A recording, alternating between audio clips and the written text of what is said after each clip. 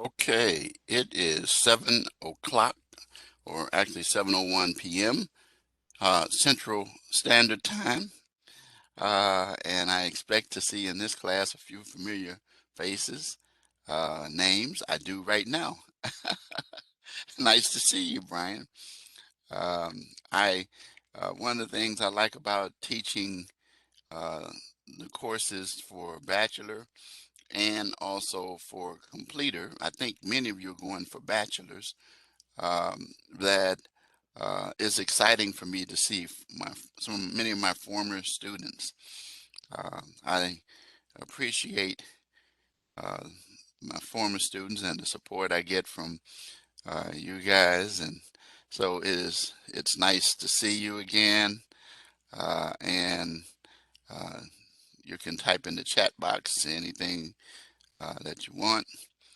Um, so anyway, I'm going to go ahead and get started. Uh, Thank you. I hope the family is doing fine. Um, and all the way down in Florida, or you're in Florida. Yeah, you're in Florida. Yep. So anyway, let's go ahead and let's get started because I have a lot to cover today. So let's share my screen.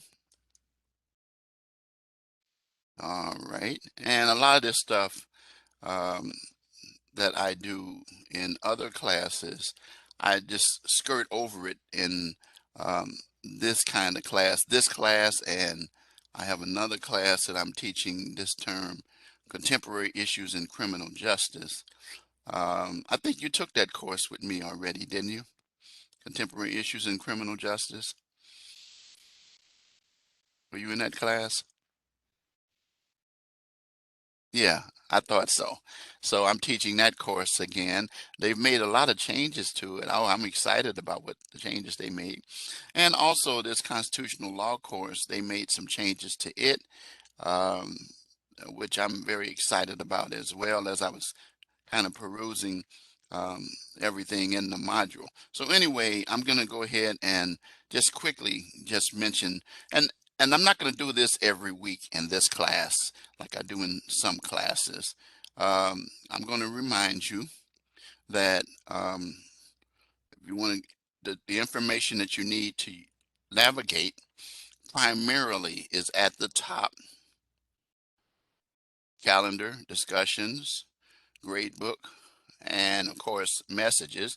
And then also your announcements are down at the bottom where it says announcements. And then course tools, which primarily you can use for seeing your syllabus. And uh, all of you guys pretty much should be familiar with the syllabus, having taken the courses, so I won't elaborate too much on that as well.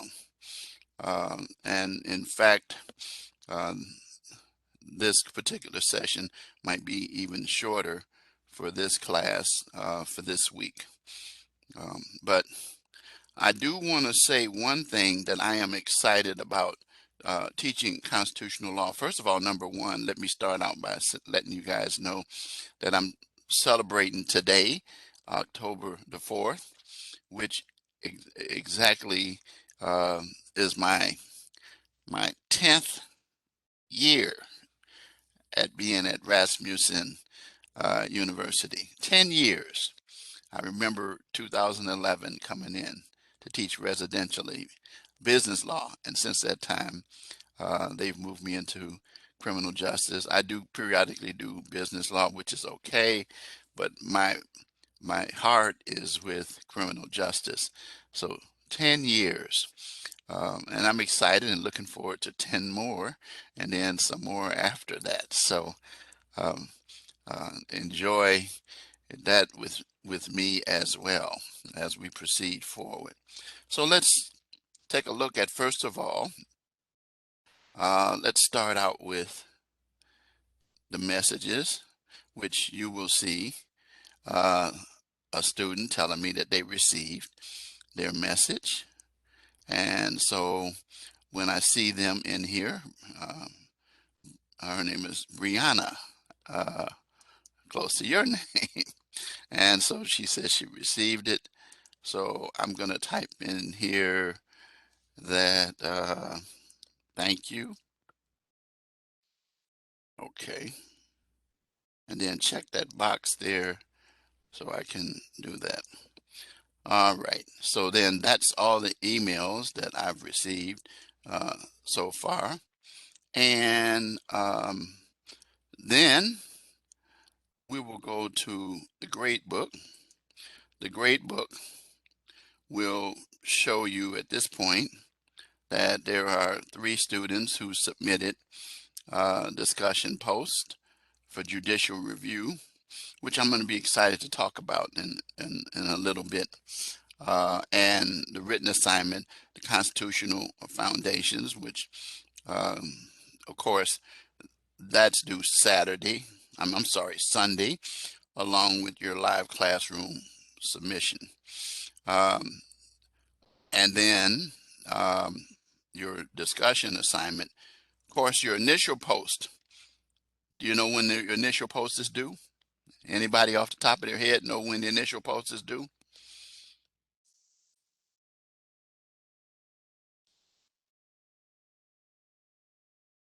Yep, Tuesday, tomorrow. Because this course start on Monday, um, rather than later in the week, you get your assignments due the very next day. Your discussion posts are due. And they'll be due every Tuesday in this course, completely all the way through to the end. Your reply post will be due on Saturdays, except when we get to the 6th week, then your reply post will be due on the last day of class. I will just show you that as we just familiarize ourselves with the calendar in this open house. So we're going to talk about each of these topics in just a few minutes. All right. So this is how I do your grading. I would click on this and it would tell me the assignment, then it would tell me who submitted it, and then I'd be able to see this. All right. So now let's look at the discussion. So you go to the discussion section. Each of you should have participated in the course chat. This is a space designed to collaborate and communicate with faculty member and students. Now, you should be aware that they move it to the top. They did. They did. All right. So the course chat is where I posted something about me that there should be. Okay, let's go back. Maybe it's at the bottom one. Okay. I know I've submitted it. Okay, there's a glitch in there. Okay. There it is. And many of you are familiar with this. So I'm not going to beat this. So you know that, but these are for the new people there, which I don't think there's not a lot of new people there. And it just shows you who we are, my family, my wife, and my kids. And then it tells you a little bit about my educational background, my likes. This picture of me graduating from law school is put in there to remind you that you can achieve success regardless of what you might go through. And this is an exciting picture for me, and where I attained my law degree and became actually Dr. Wright in 1978, a young guy there. And then this is a mnemonic that I encourage students to just kind of look at for a little information for yourself. I use this to do a lot of public speaking, which I do. And it's based on the word lawyers, which means that it hit me. And that's the way I put it to you, that God gave it to me. But L stands for listen, and you'll learn, and you'll earn. That's applicable in this class and other classes. If you listen well and learn well, you'll earn high grades. You have to know some arithmetic and math. Math is very important in life. You have to be able to write. You do a lot of writing in college. I have students that say to me there's a lot of written assignments that we have. And speaking of writing, in this class, you will be doing writing quite a bit. And we will talk about that in a little bit. And we'll skip the Y for a minute, but the E is you have to be able to express yourself. I encourage my students to express themselves in written and oral communication extremely well. It's one of our transferable skills. Be able to do that exceptionally well. Employers are looking for that. I had a student well, friend who she actually asked me to submit a um, reference for her. And what I did was I asked if I could do an oral reference over the phone, and I did. And I spoke with the person and talked about the person, not expressing anything except facts about them. And an hour later, they called me back and told me that they were hired. So I'm able to express myself pretty well. And I want you to develop that skill and ability. I am a pastor and able to speak. I do radio. I've done television. The point of the matter is I've indicated that you need to be able to express yourself. And the written communication, we're going to spend a whole lot of time talking about that, dealing with the APA, dealing with the Grammarly, dealing with the spelling, and things of that nature. Reading, it's critical, critical, critical. Remember that we used to call them the three R's: reading, writing, and arithmetic, which is really arithmetic, which is an A, but just for rhythm in terms of saying it. But it's reading, writing, because guess what? A lot of times you can't write, and writing is actually W, but you know what I'm talking about. Reading, writing, and arithmetic. You have to be able to read first before you can write well. So very, very, very important. I'm an excellent reader. I love reading. I love reading. I enjoy it a lot. And then studying, using each letter of this, which by the way takes you back to the Y. The Y is you. So what I want to accomplish with you guys this next 5.5 weeks is to get you to be proficient on each of the letters from L to A. Well, A is, you'll know, you calculate your points. W especially, but I'm going to focus on the L, the W, the E, and then the R and the S. I'm going to focus on those. And if you look at it that way, you'll have something that will fit any area that you want to go into. It doesn't matter whether you want to be a lawyer or whatever, you're still going to have to apply these things. All right. Now, I believe in student success. That's my goal for each and every one of you. I'm saying that up front because of the fact that if you, and I say, if you have any questions, feel free to contact me. I am very adamant at that. I'm going to ask for someone who knows that. Am I right, Brian? You can type that in the chat box. Is that correct?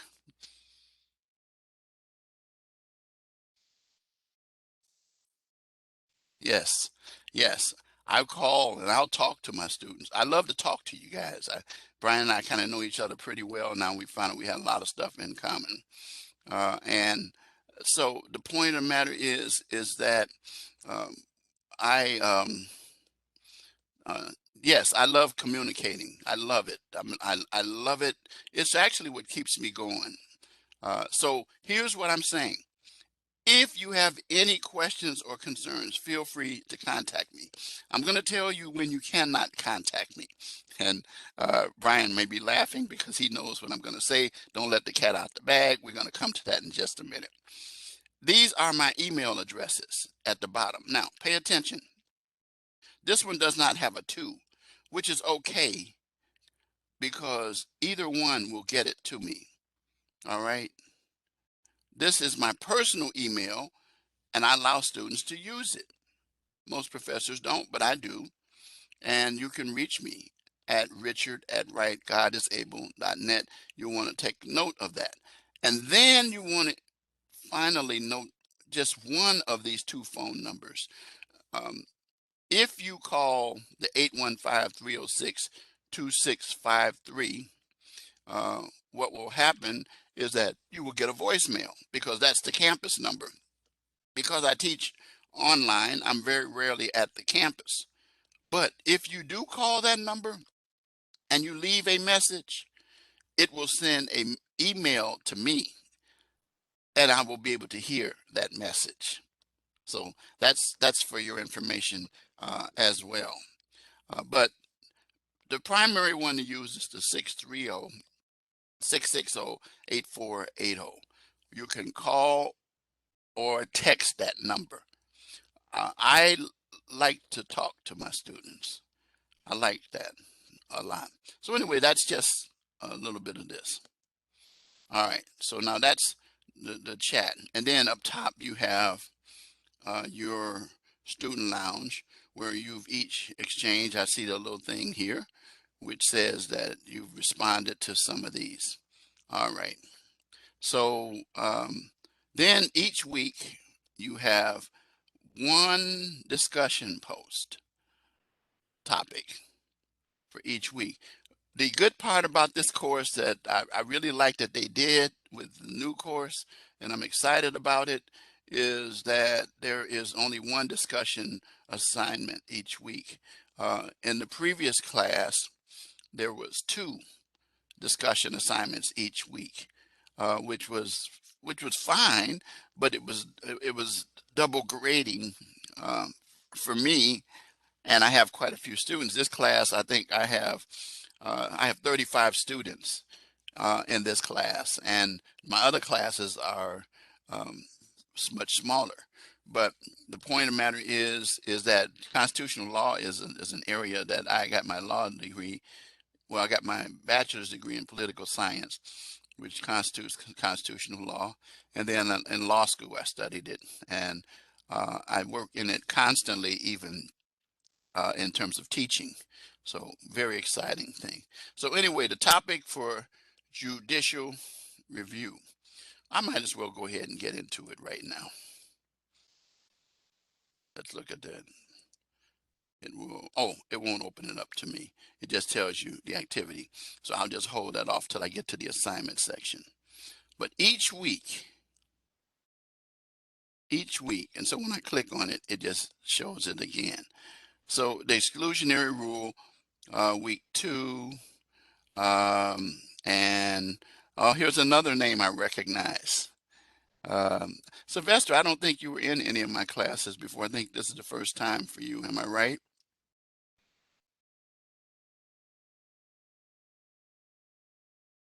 No, that's okay. You used to say that in other classes. It's okay. I appreciate you coming. But yeah, I remember you well. Sylvester, I don't think you were in any of my classes, were you?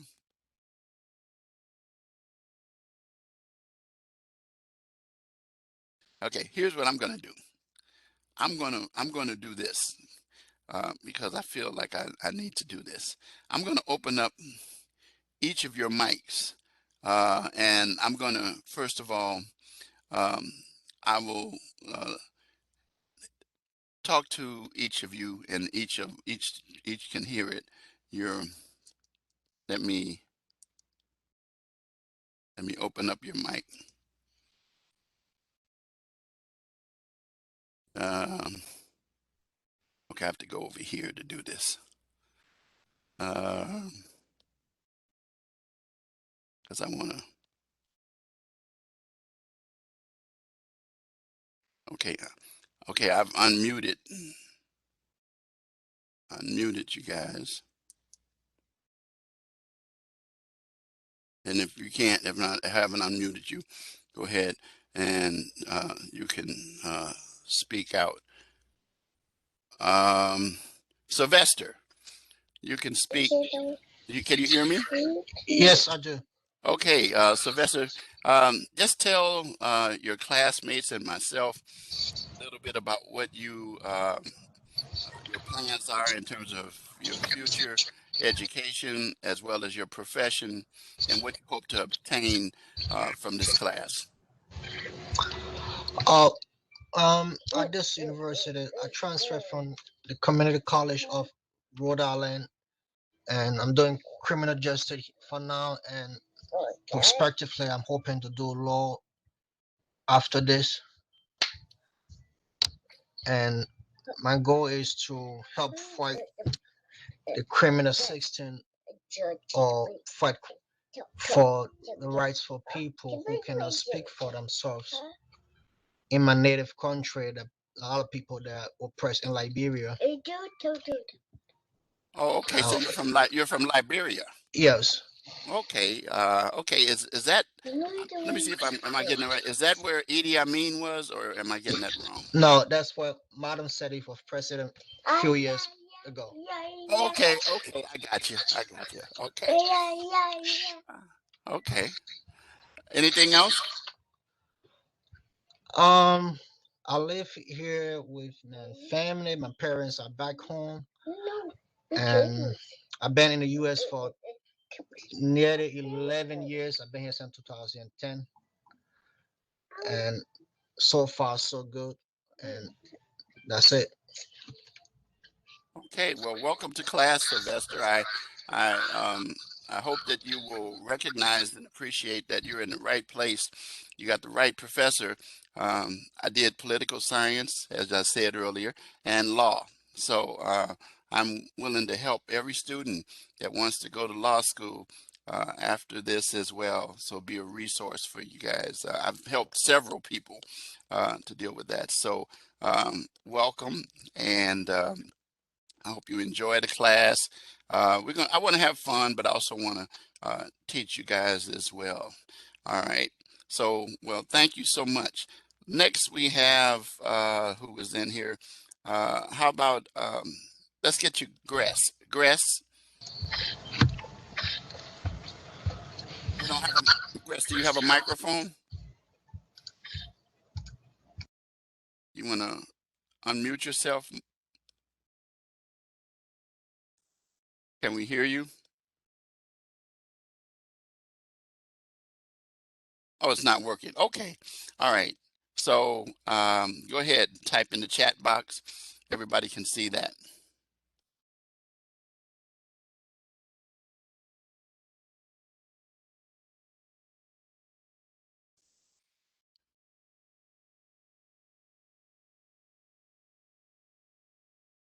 Okay, you're working on your bachelor's in criminal justice and you'll finish this June. All right.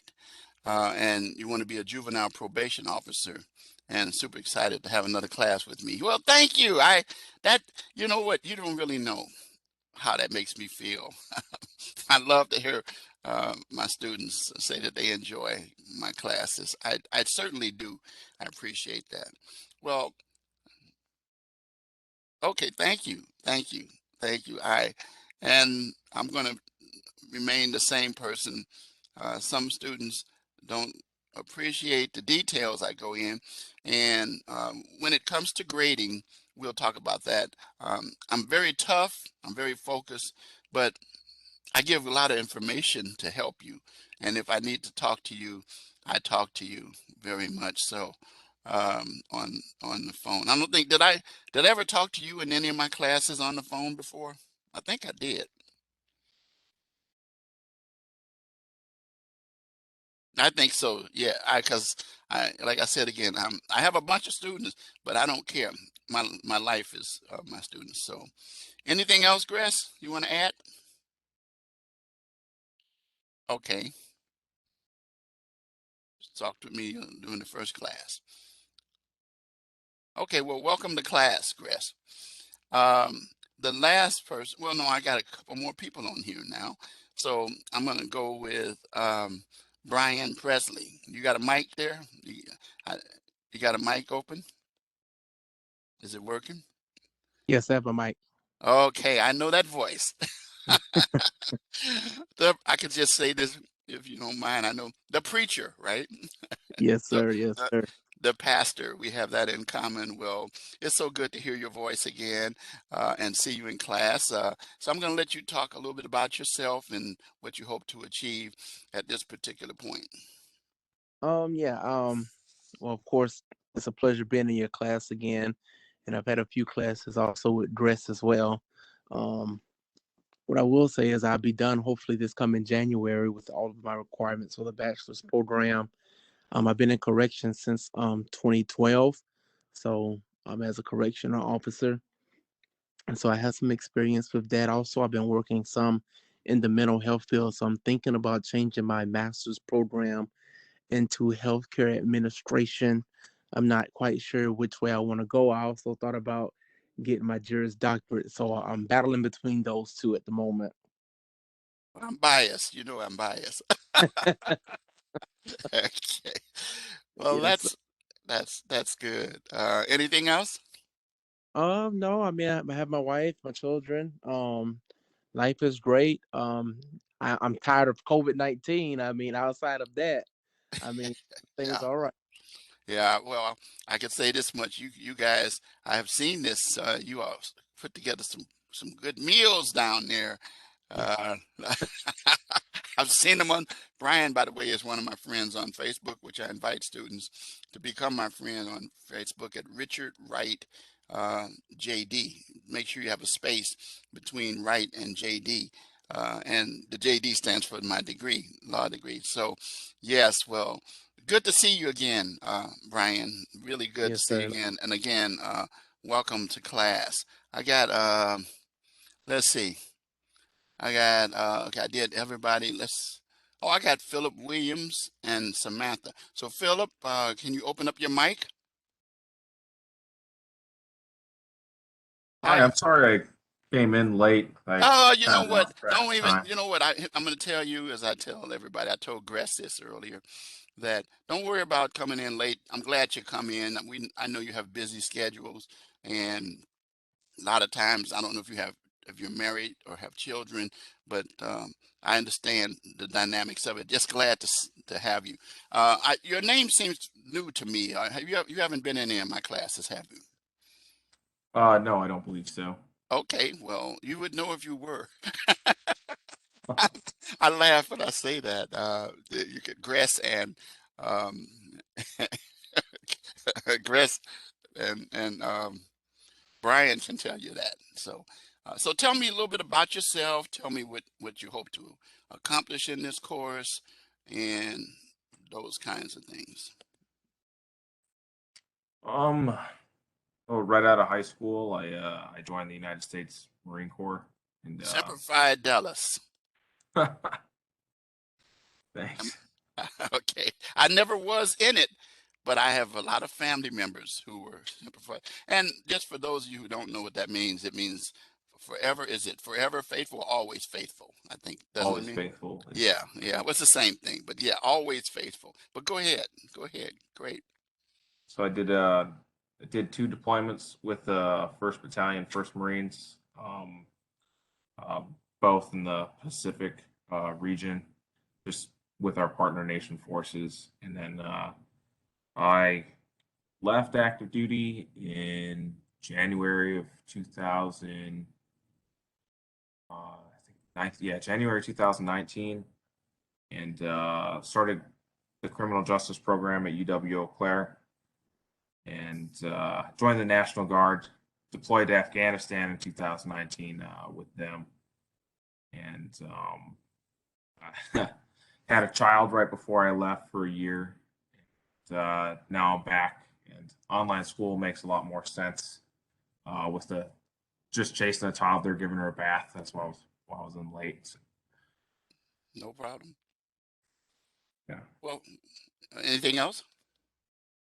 Um, I'm looking forward to getting a degree in criminal justice. I think it'll help me. I'm pretty interested in the DEA and what they do, particularly counter narco terrorism and what they do with South America, but all around the country as well. Awesome. I teach a class called Drugs and Crime.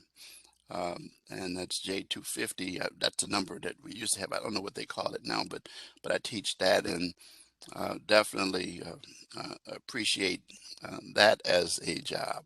So, well, thank you and welcome to class. I You brought back something in the past to me. UW Eau Claire used to be called Wisconsin State a long time ago, and it's just uh, in the vicinity of a good old town that I know of called Chippewa Falls. You know that town, right? Oh yeah, Yeah, yeah, I do yeah, for sure. yeah. I did a program years ago when I was 17 where we did an exchange program where students from Chicago stayed at homes up in, we called it CHIP. We stayed with them for a week and then they came and stayed here and we formed friendships. And a lot of my friends from here ended up um, becoming close. They married a few of those folks, and now they, some of them are still married, and actually they actually graduated from that school, and then also um, we maintained contact for many years, and then Facebook came along. So um, good old Chippewa Falls, Wisconsin. That was the place where I was playing baseball, softball in a field, and I thought something was a base I was sliding into, and it was a cow pie. I never forget that. So, but fun times that we had up there. One last thing, Philip, is it just so happened I went up there to visit my friends. It was the Packers playing the Cowboys in the Frozen Tundra game. I'm a Bear fan, by the way, but the Frozen Tundra game. You've heard of that one before? Yeah, yeah. Well, Paul Horning and Bart Starr was quarterback, and Vince Lombardi, of course, was the coach. And the field was so frozen that even the girds that underground froze. And so, anyway, um, I think fourth down or something, a touchdown was scored, and I think the Packers beat them. I was cheering for the Cowboys. They said they had to get me out of town. Uh, but I have fond memories. So thank you for bringing that up, and appreciate that. So I'm looking forward to being here to help you and to help you succeed. And you're going for your bachelor's, I take it, right? I am, yes. Okay, good, good. Okay, well, we can help accommodate you in terms of that. I'm excited about that. Samantha, you Hello, there? Hi, how are you? I'm good. How are you? Good. How do I say that? Is it Bazant or Bazant? Zant. Bazant? Yep. Okay. All right. So tell me something about you. Tell me some what you want to accomplish. Tell me, let your classmates and myself know something about so we'll become more familiar with each other. Well, I'm working on my bachelor's in criminal justice. I have about a year left, so quite a lot. Currently a paralegal. I've been doing that for about 11 years. I'm a single mom. I work two jobs, but I'm hoping to either further my current career or change and be a probation officer. I haven't really decided. Okay. All right. Did you say you have children? I do. I have two girls. Two girls. All right. All right. Anything else? I have a dog. I have a dog. Okay, I got a dog. What kind of dog you got? I I have don't know. a corgi. Oh, okay. Do you know what a golden doodle is? Yep, I do. I have one of those. When I said dog, I heard him barking. I don't think you can hear. My headphones are so good, it blocks out outside noise. I guess if I had the speakers on with the computer, but he's barking like mad now upstairs. His name is Milky Way, and he's 61 pounds, but he's only a year old. June 22nd, he turned 1 year. But he's a handful. But yeah, he's a spoiled baby in the house. I got to add him to the pictures that I got in here. Everybody else is in there, but him. But if you look in that lounge thing, you'll see that if you haven't had a chance to. But well, that's good. That's awesome. Um, well, I hope and that you guys. I think I got everybody. Let's see. Let me double check, and I don't want to leave anybody out. I got Philip. I got Samantha. I got Brian. And okay. All right. So I got all you guys. So now I got to go back and I want to, if you can mute yourself, but I'm going to make sure that you all are muted because I'm going to go back and try to mute all.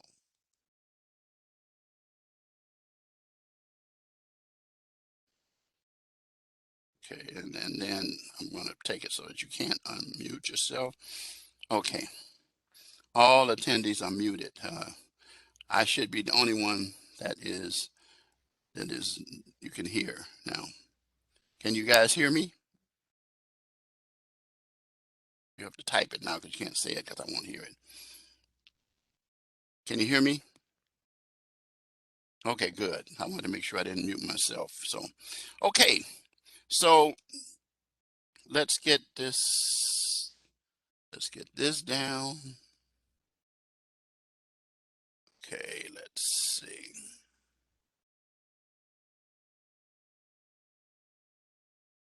Let's go back to stop sharing and then we'll come back. Okay. Right that way I know I got everybody. I got everybody muted. Okay, now let's share.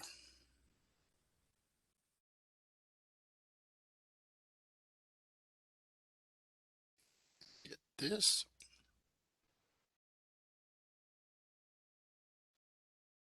Okay, there we go.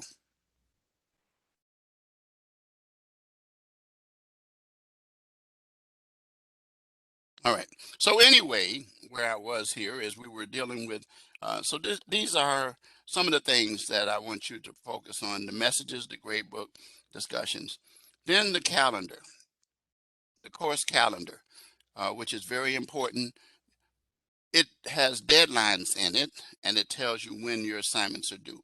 I like the month view, and if I click on it, and this will be something really beneficial for those of you who are new people as to how this works, is that the course calendar has everything in here, starting from today to the live lecture open house. And actually, if you clicked on that, even if you didn't know how to get into the course, there is supposed to be a link down there.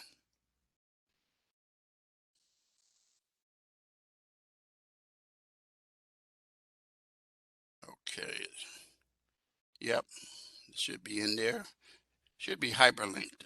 It is. So if you clicked on this, it will tell you how to get into the class. So I was just showing you that.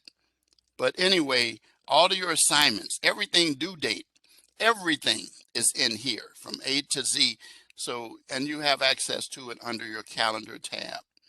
All right. So it tells you that your initial discussion post is due tomorrow night at 7 by 11:59 p.m. Central Standard Time. You already know the topic. Reply post due Saturday, and then Sunday. Your key phrase, which you guys that are here today, you can get a jump start on that. Get that over and get a grade for that right away tonight. I'll give it to you sometime during this lecture. And then your written assignment is due. And then you'll see that each Monday, we will be having a live lecture. Now, let me show you this right now because I want to prepare you for it so you'll know. I kicked around how if I wanted to do it a different way. In the past, okay, this is week number 4. And this is week number 5, okay? Because the course ends, let me just show you by going to November. Okay, I'll show you November. Okay, you see the course ends on the 9th. So it wouldn't make sense for me to give you a lecture on Monday. That's unfair. So instead, what I decided to do was I would give a week 6 later in the week. But because you have a short week coming up, I think it's the best thing for you would be for you to get the lecture as early as possible for week 6 so that you can be prepared, you know, for that last day, the 9th. So on the 1st of November, remind yourself that there will be 2 lectures.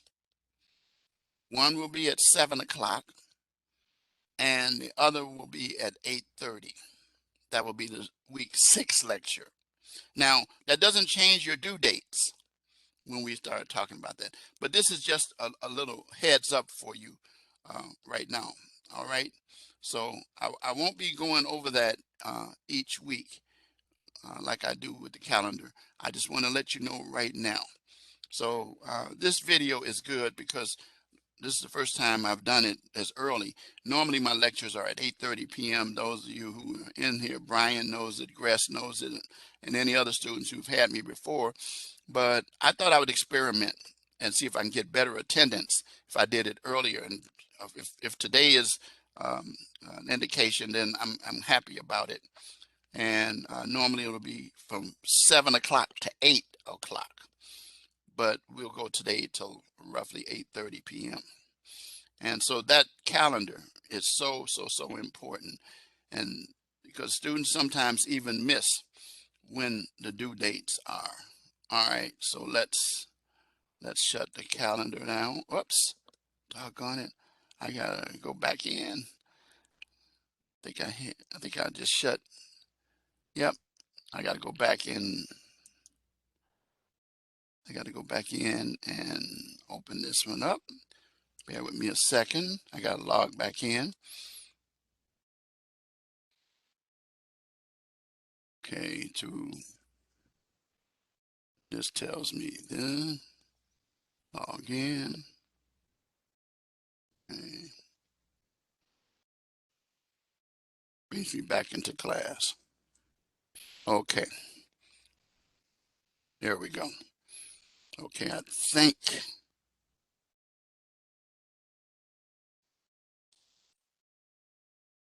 Okay.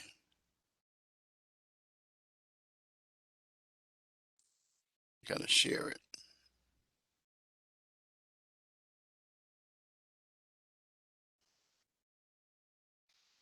Okay, Firefox. Can you guys see this?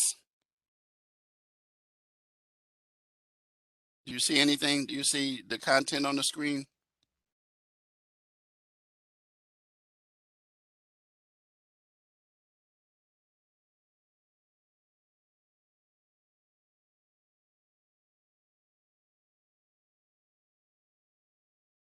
Okay, I don't know if you can or not.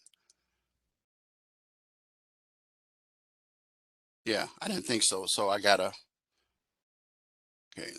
stop sharing. Okay, so now I'll go back.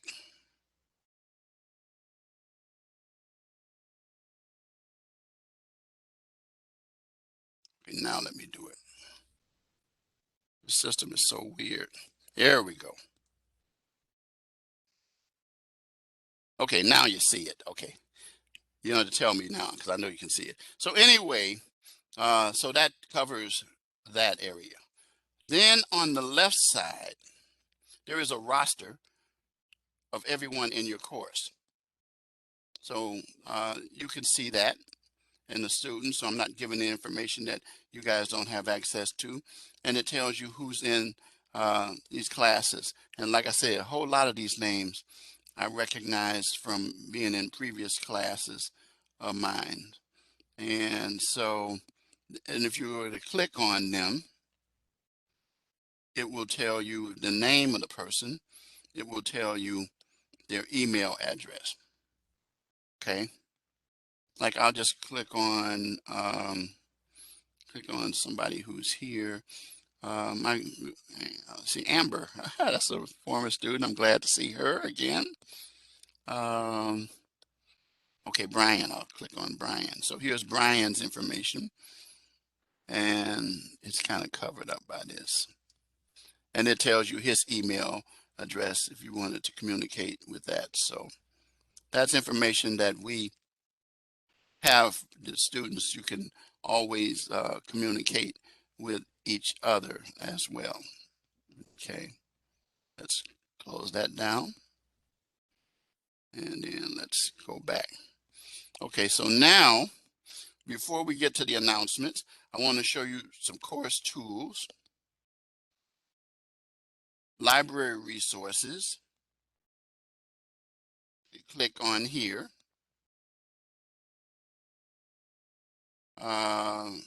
Syllabus. And then if you need tutoring.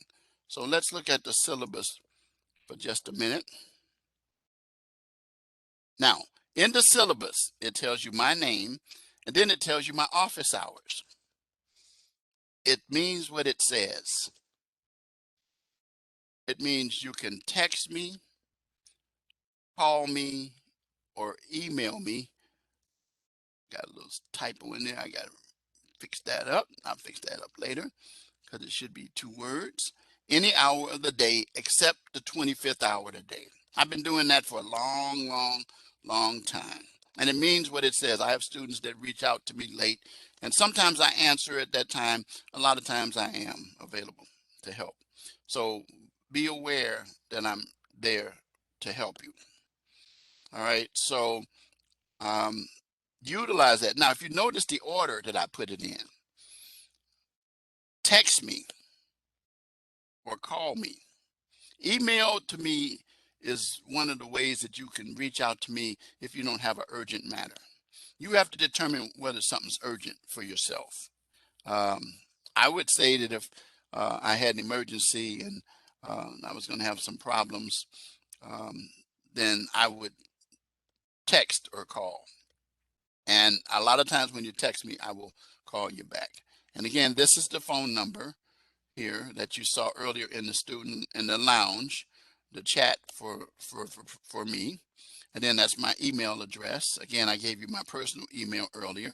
Anyway, for those of you who later on, you want to go back and look at the video from the beginning, you'll see it. And then this is a reminder that you have to conduct research in this course. Now, in this course, there is a textbook. The textbook should not be the sole source. The reason being, guys, is we want to get you into the habit of researching because you're going to be researchers for all the areas that you work in the future. You're going to have to learn how to conduct research, particularly if you're going to go to grad school and law school. I can speak for in terms of that. I can speak for going to school for a master's degree. Same thing. You got to do that. And then it's very important that you understand APA. And if you have troubles with APA, I'm going to give you some information that will help you today that's coming up that you'll want to participate in or check it out because it's going to be very beneficial because APA is extremely important. All right. This is the textbook which you have access to. Is embedded in your course.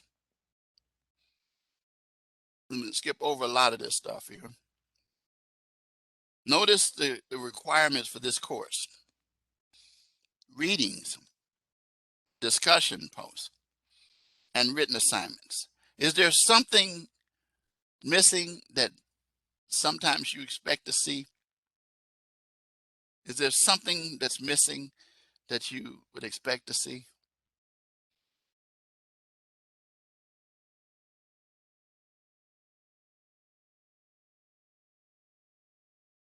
No takers? How about test or quiz?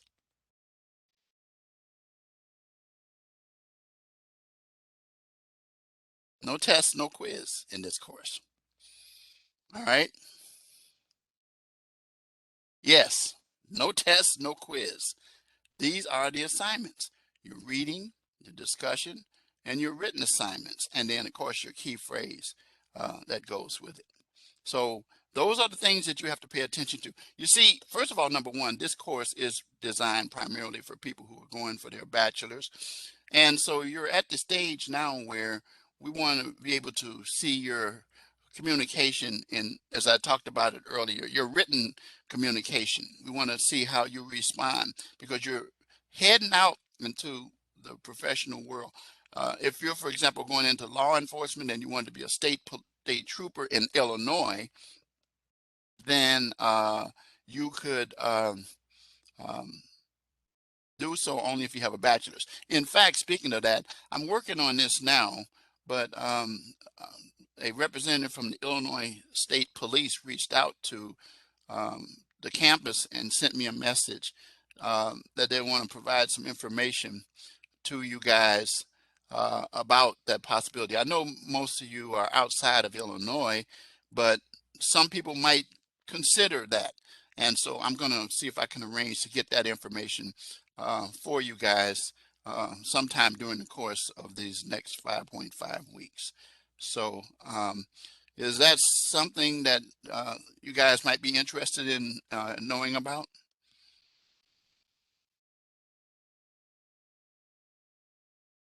Because they're hiring and they offer good benefits and salaries. Is that something that okay, good. I will submit that, because Brian said he's all the way down in Florida, but I got one guy down in Florida who I think he wants to come to Chicago and be an officer here. You know who I'm talking about, Brian. And anyway, yep. So, all right. So I'll get that information out for you guys. Now, excuse me. This is a grading criteria. Your written assignments constitute 80% of your grade. Your discussion consists of 120 points, or 16% of your grade. And then your live classroom lecture, 30 points, or 4%, for a total of 100%. Don't be deceived by the lower numbers, because it's very important between A's and B's. Now, I'm going to make this statement now.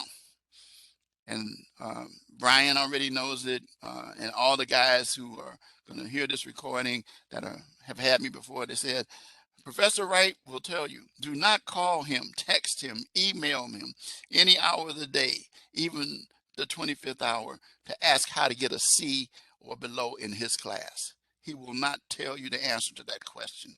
And I'm not trying to be disrespectful. I just don't want to feed that to my students. I look for excellence in my students. And I don't just throw you out there. I'm here for you. I'm here to be of support to each and every one of you. And you know, I'm an old man. I'm 71. I say that all the time, but people don't believe I'm that old. But that's okay. I got a lot of knowledge. I got a lot of information, and I'm willing to impart it to each and every one of you. And I think that when you get A, Bs, you end up getting the good jobs. And a lot of students should recognize that that helps you develop good habits, not just for the grade, but the habits, so that your work ethic will be well as well. So that's what I want to say about that. All right. If you have any accommodation needs, report that to your dean or your accommodations officer, and that will be something that you can get. Now, we have 6 transferable skills, which I referred to already. Communication. I already talked about communication. It is so important. You will discover this in each of your assignments. Um, we want written communication from you in your assignments.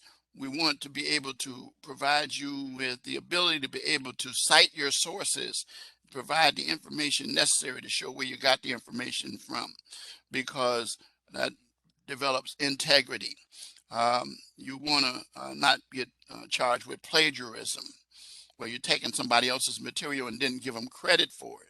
Also, you want your papers to reflect critical thinking. Critical thinking is that's a term that is now being heard. When I was listening to the testimony of the police chief of Minneapolis during the Chauvin case, they referred to the critical thinking requirements of law enforcement officers. What is critical thinking in all areas that you work in? Ryan says he works in corrections. I'm sure critical thinking becomes very important in terms of the job. So we want you to understand that your assignments here are not busy work. We are preparing you and we want you to get into the mode of critical thinking. If you want to go to law school, which you can head in that direction, critical thinking is so important. I'm a natural critical thinker because I took what we call the Socratic method that they taught us in law school, where they asked us a bunch of questions to come up with the answers. A light bulb would come on. That's how I try to do my students.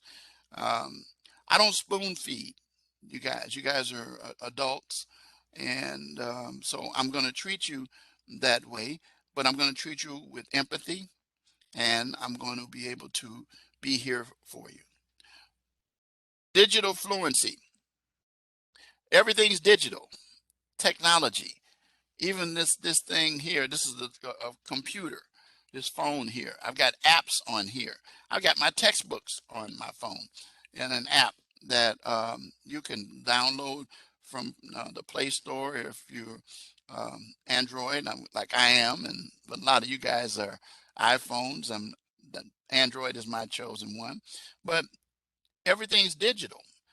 Even when you work at your jobs, you're using computers, laptops, you're using iPad, Android pads, you're using all kind of technological systems, PowerPoints, you're learning how to use Word documents, PDFs, and Excel spreadsheets, and the whole works.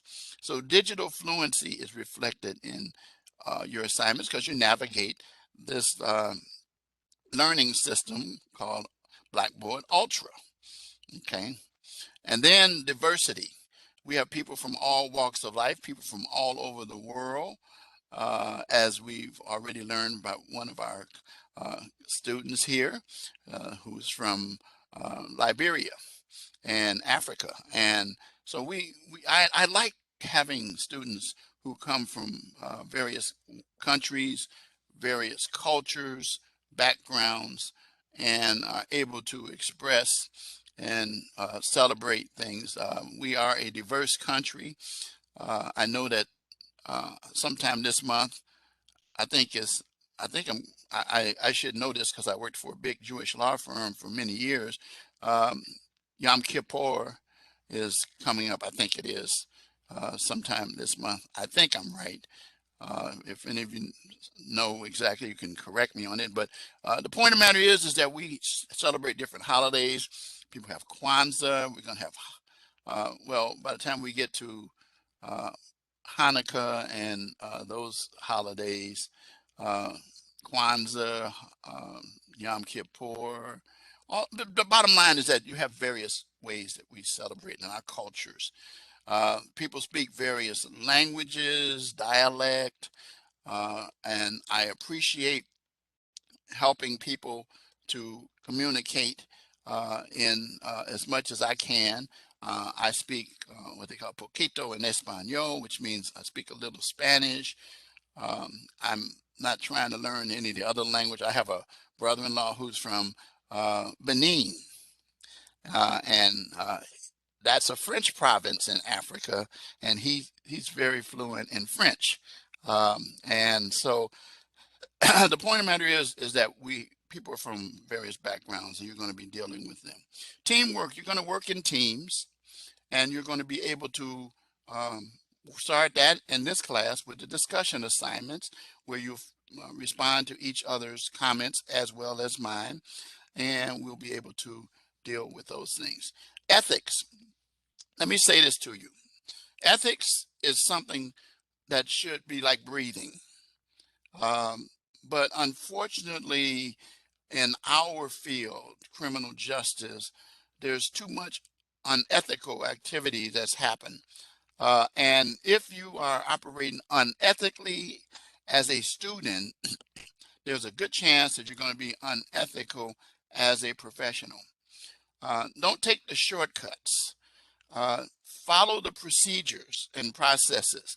I remember as a kid learning how to do what they call long addition or long math to show us how we got answers. Well, unfortunately, in this day and time, people push their buttons. You got even an app possibly on your phone that's a computer, and it tells you how to do certain things. I remember when I was in the master's program at University of Illinois Chicago, studying to get an MBA. I had this hand calculator. I mean, it had some stuff on there I still don't understand today, so all those kinds of things. So the bottom line is that ethics is so important for you to understand, because it will cause you to follow the processes and procedures that are set out for professional responsibility in your fields. The last one is information literacy. We want you, again, as I said earlier, to conduct research, but we want you to use credible sources. We're going to be discussing the rubrics during the course of this 5.5 weeks. And I want to remind you that the ones who get the best grades are the ones who follow the rubric. Follow the rubric and use the rubric as a checklist. That's where I teach. Use it as a text. And then actually students will say, well, what's the feedback? The feedback is in the rubric. If you, for example, got and I'll show you that when we talk about rubrics in just a few minutes. If you get a lower score, the rubric adds up. It calculates the percentage of grade that you end up getting. And a student once said to me that I was a difficult grader. I says, I didn't do that. I says, I did the assessment based on the rubric, which you have access to. And if you follow the rubric, you will every time cause me to put you in the highest category and get your grades. It actually takes it out of my hands, pretty much. It's like a multiple choice or either a true false based upon the programming. So we're going to make sure. Now, one source that you never use, never, not hardly ever, never. Does anybody know what source that is? I know Brian knows. Or anybody else know in addition to Brian? Okay. Okay. Brian, what is it? That's a source you never use. Philip. Oh, Philip knows it too. Okay. Wikipedia. Wikipedia. Never. That's good. That means you heard that from somewhere else. That's good. But yeah, make sure it's Wikipedia, because that's the exact one, because you will get, definitely not credible. And the reason why, just for people who don't know, is it's a word-based page, and anybody can change the information in there.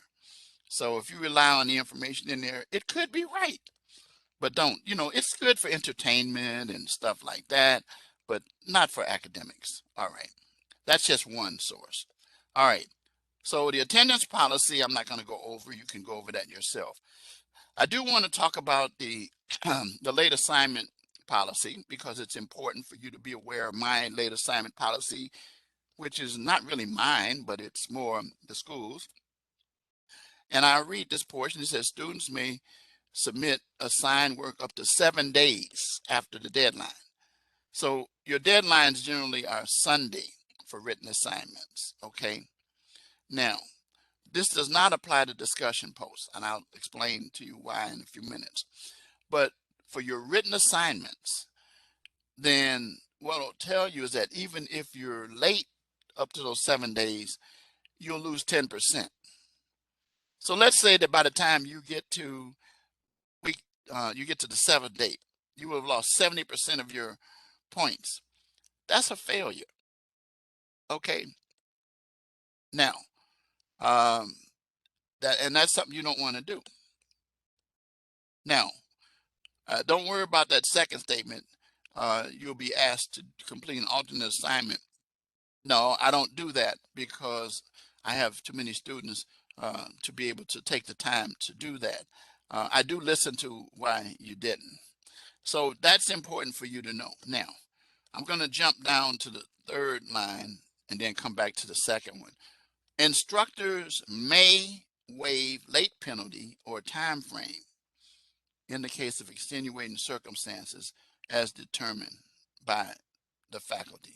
So it is up to me, not your dean, not your advisor, not the chairman of the board, not my boss, or anybody to do that. They leave that with me to determine whether or not extenuating circumstances exist.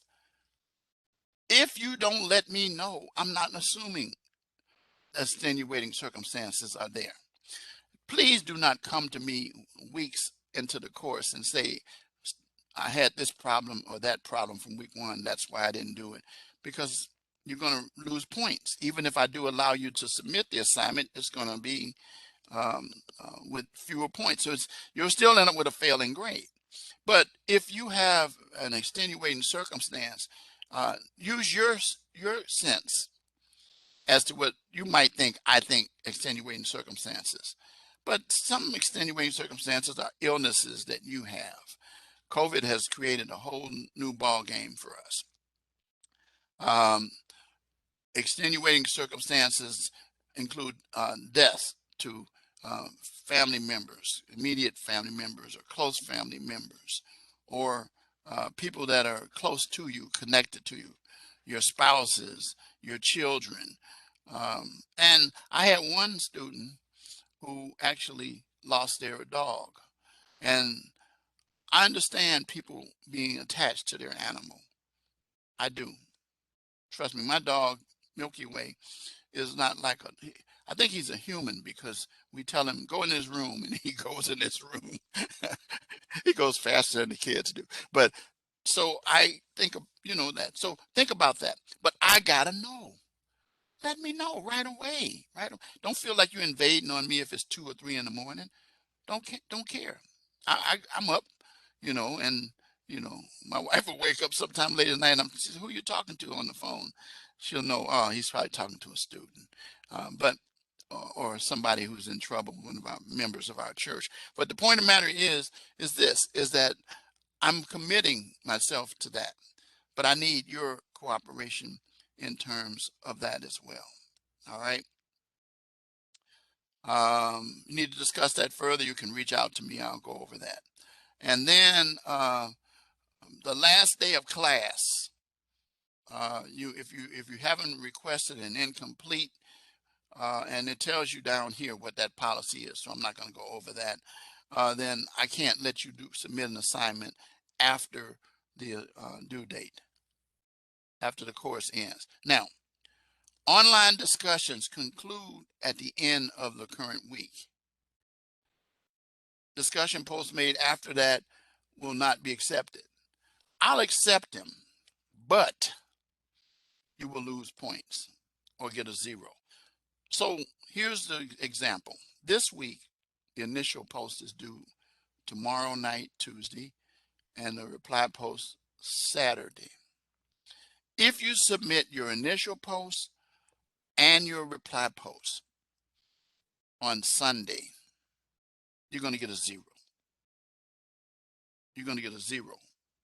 The reason being is because the forum has ended. The discussion has ended. It's just, this substitutes for us being in class physically, since we're all over the United States in classes. Okay. So the point of the matter is this: we want you to understand that we're discussing that topic this week.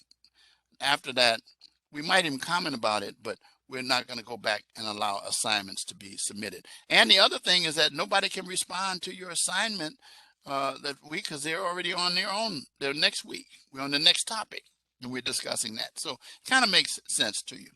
However, let me tell you my little thing. Each day that your assignment is late for discussion posts, you will lose 1 point. All right. So let me show you something. Let's say you submit your initial post. And by the way, your posts should be detailed. They should not just be short things. I want to see some critical thinking. I want to see some fact that you gave some thought to the topic. And then that shows in your initial post as well as your reply post. I do encourage people to reply to more than one post. I appreciate it. It won't change your grade, but I appreciate it, and it makes the discussion forum more interesting. But if you submit your reply post after you submitted your initial post by Saturday, which would be late, but you lose points for that. If you submit it Sunday, your reply post, I will give you what we call a mulligan in golf. What that means is I'll give you a break. You will get a point taken off, assuming that all else, that it's a quality discussion post. Okay. Remember, you guys are all heading toward bachelor's, so you know how to write quality papers. And the discussion post is really not a paper. And in fact, I don't run it through Grammarly, but I will run all your written assignments through Grammarly. All right, time's winding up here, so I want to make sure I get to some more things. But those are some important things. So academic integrity policy, take time to read that yourself. So there's the syllabus. Now I want to go over just quickly the announcements. Now, you have each of these: the writing process. Adversity is the springboard to success is not a lecture. Some students say, oh, the lecture was very long. It is not a lecture. It is an hour and 3 minutes where you will be able to learn what I went through to become successful, and that I invite you to listen to it on your own time. And many of you will know the story already, but it's my attempt at showing why I'm an empathetic person when it comes to dealing with my students. It is not an assignment, but it'll be here for you. I encourage you to listen to it. So if you click on this and then the link here, it will take you to the session there. All right. And then I'm told that there's some other stuff that comes on after that.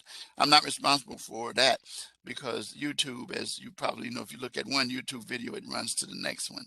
But take the time to look at that. APA assistance. We have guides in here that you can look at that. Now, while I'm talking about APA, I do want to let you know about this one announcement, and it's right here.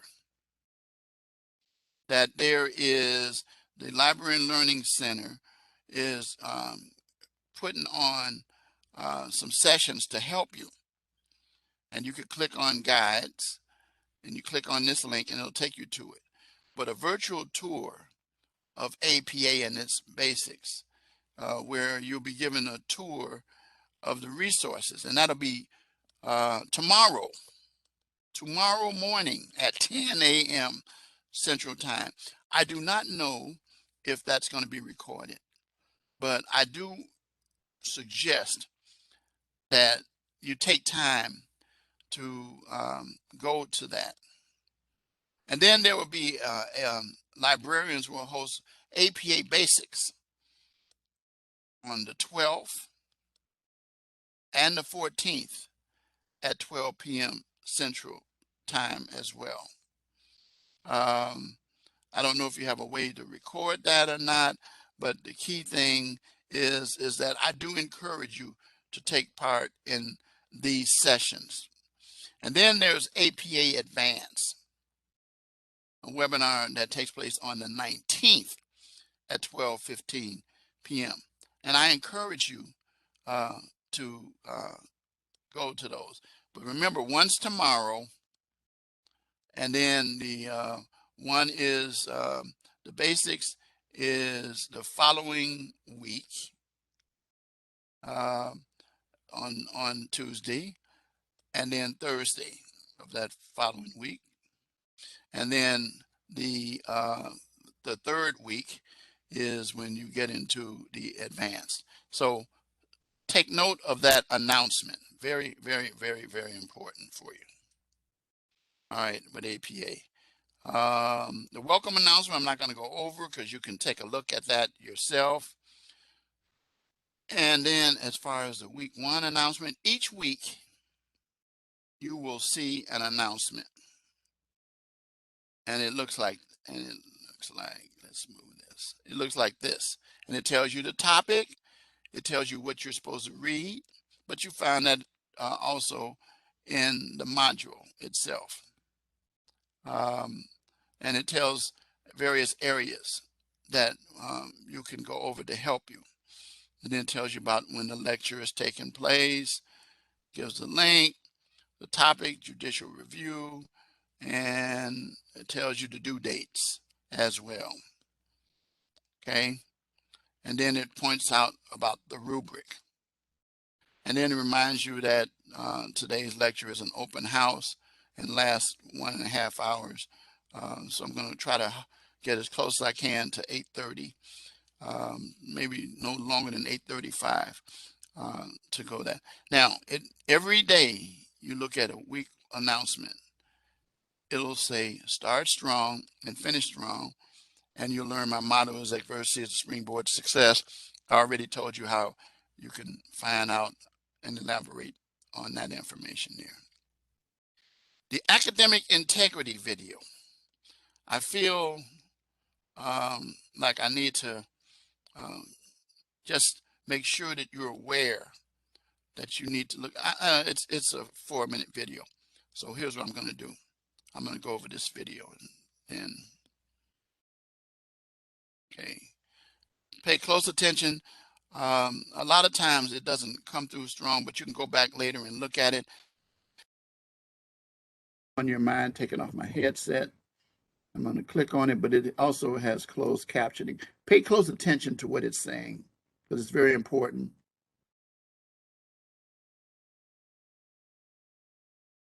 What is academic integrity? Academic integrity is making decisions in your academic life that are based on honesty, trust, fairness, responsibility, and respect. This means being honest in the work you do, while respecting the work others do. So what is cheating? Cheating means distributing or receiving answers or information by any means other than those expressly permitted by an assignment's requirements or an instructor. Some examples of cheating: asking fellow students for answers or copying answers during the test, using notes, devices, or materials during the test that your instructor has not approved, purchasing papers from websites or other sources, copying your classmates' work, assisting a classmate in misconduct, and other violations as noted in the academic integrity policy that can be found in all course syllabi. Always ask your professor if it's okay to use notes during the test or to work together with classmates on an assignment or quiz. Now let's talk about plagiarism. Plagiarism means using another individual's work without giving them credit, or taking another person's work and claiming it as your work. Some examples of plagiarism are turning in an assignment that someone else wrote, copying words or ideas from someone else. This can be a library resource, course textbook, internet resource, or other material without giving the original creator credit. Failing to put quoted works in quotation marks, or using someone else's ideas in your essays, but changing a few of the words to make it sound like the words are your own. Plagiarism is not just about written words and ideas. It's possible to plagiarize images, graphs, coding, or video as well. So how can you avoid plagiarism? Cite your sources, both in the body of your paper as in-text citations and on your references page. Whenever you want to use words, images, media, or ideas that were created by another person, you should cite that person appropriately as the source of that information. But how does academic integrity relate to the work world? Isn't it just a college thing? No. Integrity in the workplace starts with good practices and skills built while you are a student. Would you turn in a project document to your manager as your own when someone else wrote it? Not if you want to keep your job. Individuals can be reprimanded or even fired from their job for plagiarism. Following academic integrity guidelines while you are in school builds those skills and ethical practices that carry through to the workforce. Okay, I understand that they're connected, but what do I do if I need more help?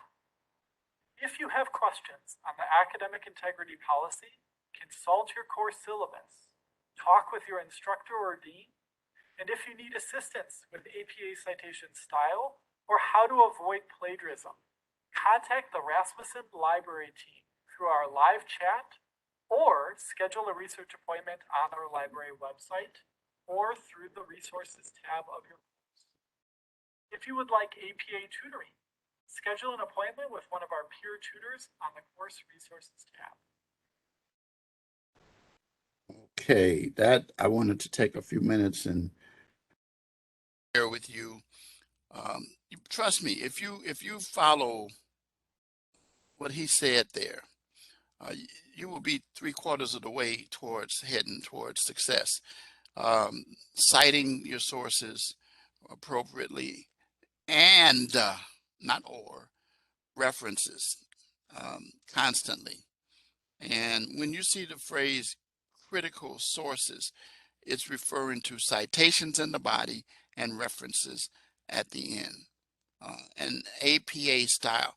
Remember, I've already told you about the webinars that are coming up, so I'm going to leave that with you there to help you out there in terms of that. And so each week you'll see the announcements. All right, so now let's show you an example in the few minutes that we have left here of what we deal with. Each week, I will be lecturing on the content of what's in the module. I will not go word by word, but what I will do is talk about what's in there as well as the written assignments themselves. So let's start out with the written assignments.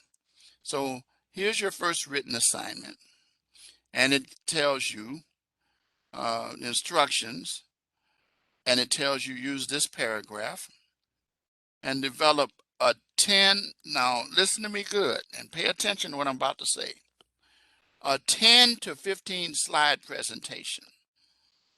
And you're going to cover each of these areas, okay?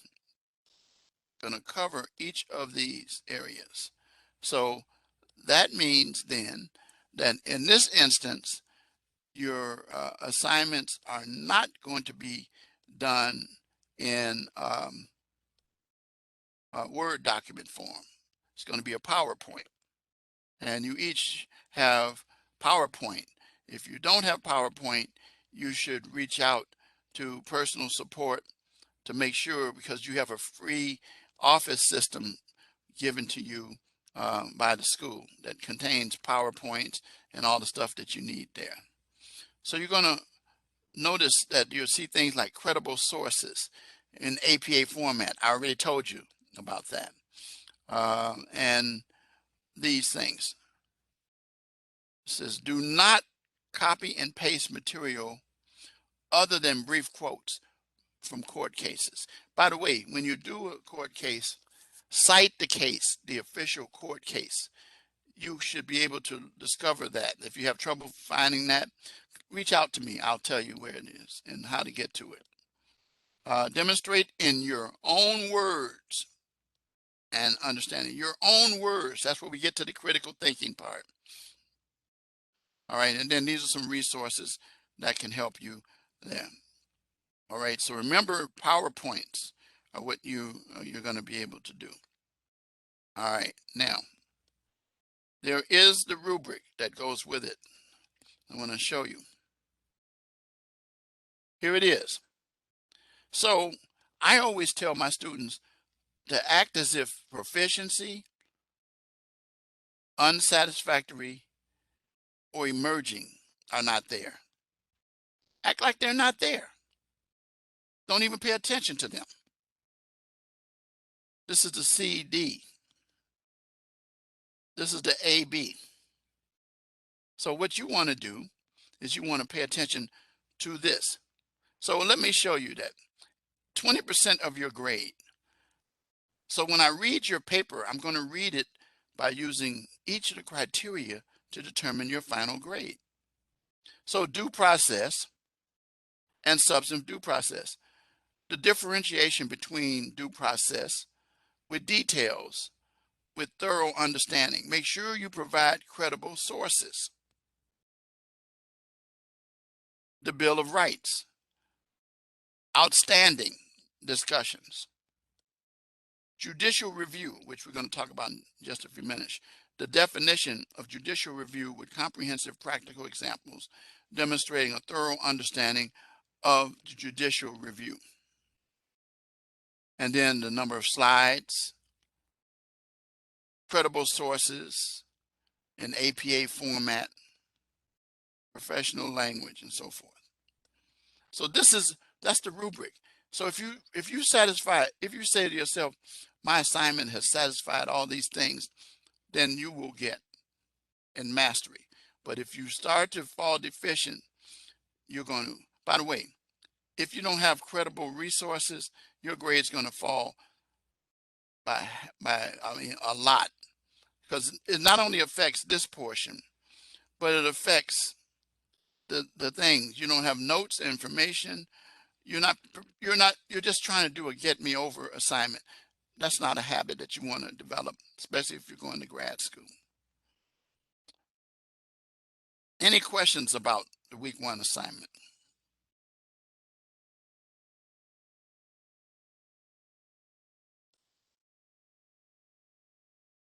I see nothing in the chat, so I'm going to move on. Okay. The next thing is your discussion, okay, of judicial review. Now, you should be aware that all constitutional law is subject to interpretation by the United States Supreme Court. October 4th, or the first Monday in October every year, is when the United States Supreme Court goes into session. They are back in session as of today, and I will be keeping my eyes out for decisions that affect our assignments, and I will be sharing them with you. A law can be ruled unconstitutional or illegal by the United States Supreme Court because it violates the Constitution. The court can also provide instruction on how to correct the law. In other words, they can send it back, or what we call remand it back to the lower court for them to review it. Miranda warnings. We will talk about that a little later on. But you know the Miranda warnings. You have the right to remain silent. Anything you say can and will be used against you. You have the right to an attorney. And then if you can't afford one will be appointed, then after you understand those rights. So what you're going to do with judicial review. Now, you're going to discover that it's important to provide the details about what judicial review is. You should at least remember this case that I'm going to say. Marbury, M-A-R-B as in boy, U-R-Y, versus Madison. You should write that down if you don't. That is the initial case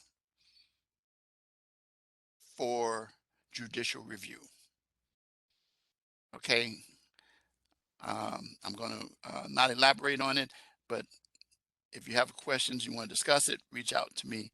I'll be happy. By the way, speaking of discussion posts, you will not see discussion posts when you first click on the discussion until you contribute your first post, because you have to post first in order to be able to see what someone else has.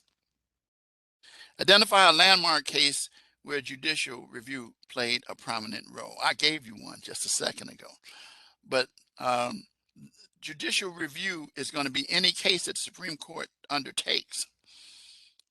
Summarize your selected case, explain the impact of judicial review, and then reply to another student. Okay, so far I got 3 students who have done that already, and I recognize some of these names already. All right, and then I'm going to give you a live classroom phrase in a minute. But each week there are topics. I'm not going to comment about it in detail, but you can go through it and you can take a look at this, what I'm getting ready to show you. Due process. And all due process really applies is the Fifth Amendment saying that you can't deprive a person of life, liberty, or property without due process, which means you have an opportunity for hearing, to be heard, and be able to respond to it. The 14th Amendment applied the Constitutional Bill of Rights to the states. State and local governments cannot do the same thing. So this applies to the federal government. This applies to the state government. Okay, there's procedural, and that's the methods for how government actions work. That is your hearings and the right to respond. Substantive, what policies that government actions can take. And those are the two. They're really pretty akin to almost the same thing. All right. Let's close that one. Okay. And this gives some basic steps about court and about how it operates all the way from court cases, how you have your initial hearings, your preliminary hearings, all the way up to your trials and your appellate court and your Supreme Court. Again, I'll elaborate on those in future weeks to come. But you can feel free to click on these and usually and then explain to you the preliminary hearing, motion hearings. There are a lot of motions. Do you ever notice that a case, when it starts, you go through what we call discovery? It takes almost a year, sometimes 2 years for a case to come to trial. And by the way, I'll say this up front, 90% of the cases are settled without a trial. So if it goes to a trial, it's going to be before a judge or a jury. If and each party has a right to appeal, all defendants have a right to appeal, particularly if they're found guilty. Okay, and then you have the appellate court, and the U.S. Supreme Court is the final. Again, I have to go kind of fast here because I don't want to hold you over too much longer. The Bill of Rights, the first 10 amendments of the Constitution. And there is a place down here that talks about the commonly litigated amendments. In criminal justice, the 4th Amendment, search and seizure, the 5th Amendment, The Sixth Amendment, right to counsel, and sometimes the Eighth Amendment, cruel and unusual punishment. But those are the main ones. So the fourth has to do with search and seizure. This is self-incrimination. This is the right to counsel and speedy trial. And this is cruel and unusual punishment. And then these are some examples of First Amendment cases as well. We won't be spending a lot of time dealing with that. Summary of rights.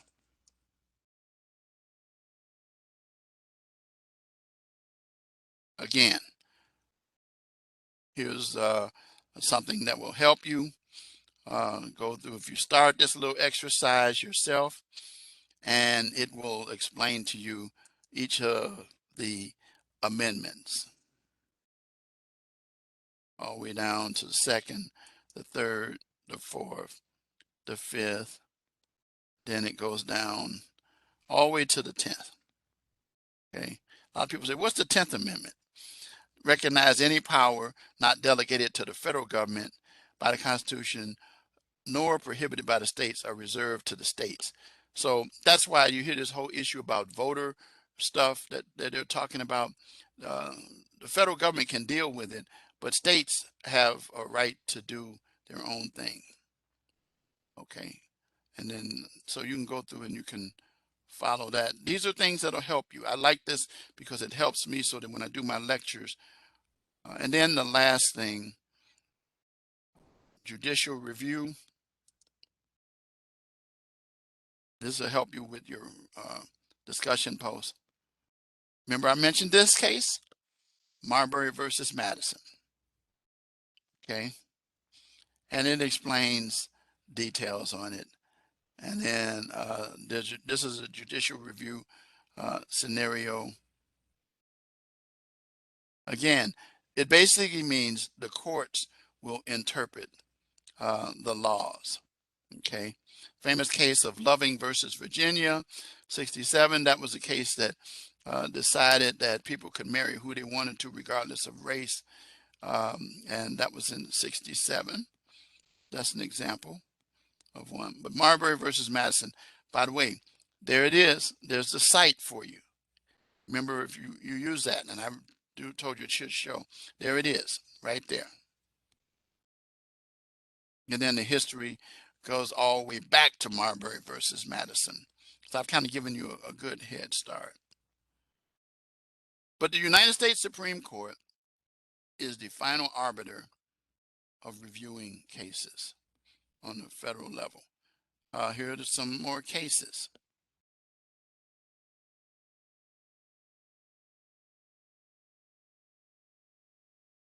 Five cases that overturn unconstitutional laws. And then you can click on each of these to learn more. I already just talked about this one a few minutes ago. This one is under attack right now. Roe v. Wade. It's a big, big case that said abortion was legal with certain requirements. But that is a case that is under attack as we speak now. Liddell versus Giglio, very interesting case. And Oberfeld, well, both of these are good. I won't comment on them, but you can take a look at these. What judicial review does, it overturns previous cases. Let me give you an example. Everybody's familiar with Brown versus Board of Education in 1954 that said separate but equal was not the law of the land anymore.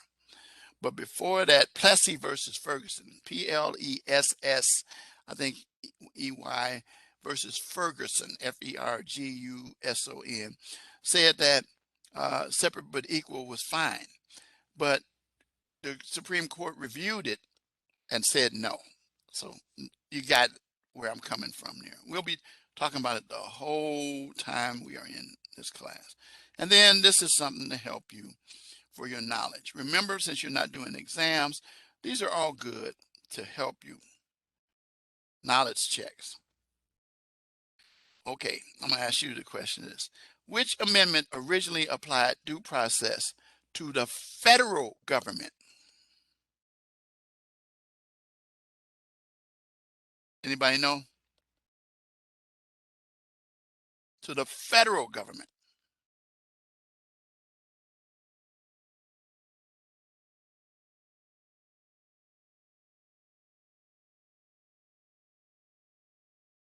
Okay, to the federal government. That's to the states. There we go. Yeah. The Fifth Amendment, probable cause, search and seizure. The 14th Amendment refers to the states. These are cool. A civilian is challenging a law that they believe is a violation of the Constitution. This is an example of what?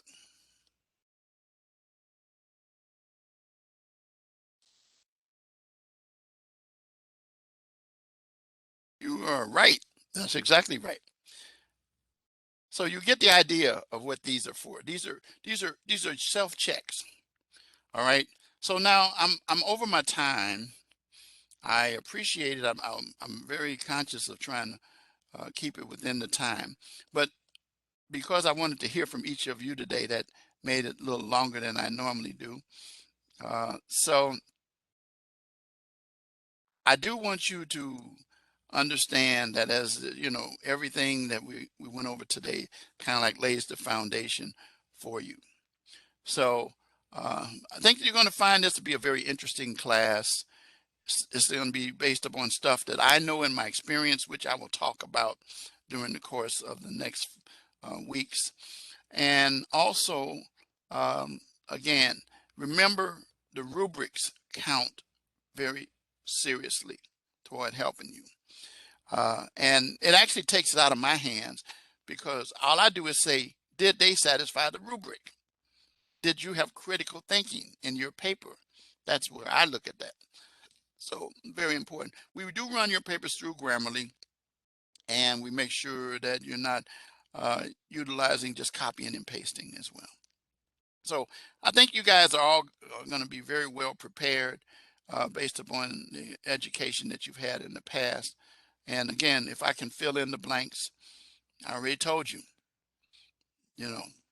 And as I tell students, get those assignments done, but don't do a rush job. Don't, please, you do yourself a disservice. You're paying too much money. All right. So I believe in quality, not just quantity. Quality goes in before quantity. All right. Any questions?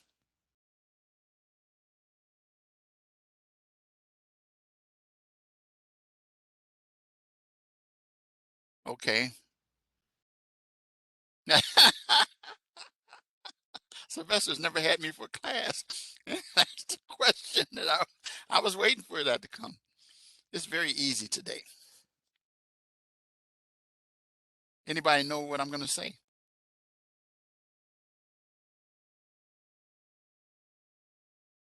What am I going to say? What's give me a suggestion for it.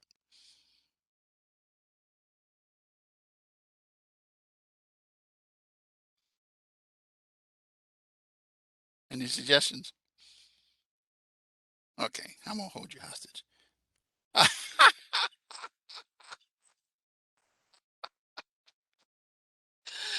Brian, you know me too well. The first week, I usually am pretty good with this at that. If I don't use adversity as the springboard to success, which I used to use, I use the course name. Constitutional law. Excellent. You said laugh out loud, but that was it. Okay. All right. Well, again, it's been my pleasure to meet each and every one of you, some to reacquaint myself with you again. And I hope you guys will be out next week.